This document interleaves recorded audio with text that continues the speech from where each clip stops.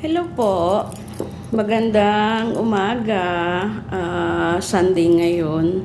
Ito yung sinasabi ko, yung mga nag-a-apply, mga first timer, always kong sinasabi sa inyo, bago po kayo mag-apply, pag-isipan nyo muna ng maraming beses.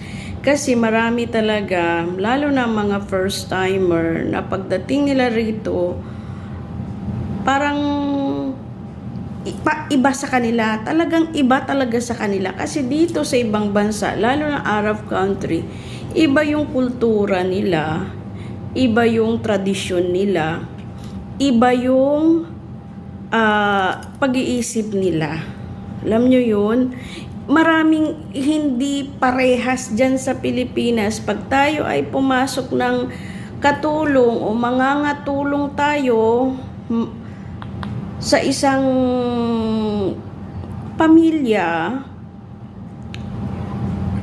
iba yung trato sa atin. Hindi kagaya dyan sa Pilipinas na maayos lang, okay lang.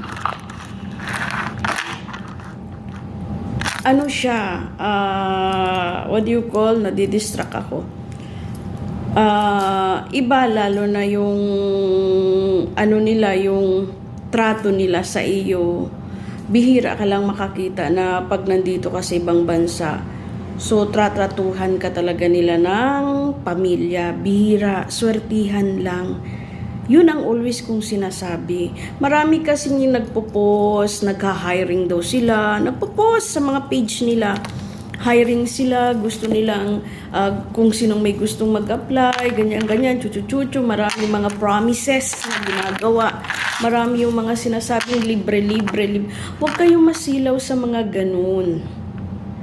Ang isipin nyo, yung seguridad ninyo, pagdating ninyo sa ibang bansa, pag may problema, matutulungan nila kayo. Mareresolve nila yung problema ninyo pagdating nyo sa ibang bansa. At number 1, i-explain sa inyo ano ang madadatnan ninyo dito sa ibang bansa. Yun ang importante. Hindi yun puro masarap lang yung sasabihin sa inyo at pangako na always napapako. At yung nagre-recruit sa inyo, hindi alam kung anong dadatnan ninyo dito sa ibang bansa. Kuha nyo. So yun ang always kong paalala. Always ko yan paalala. Diba? See for part 2.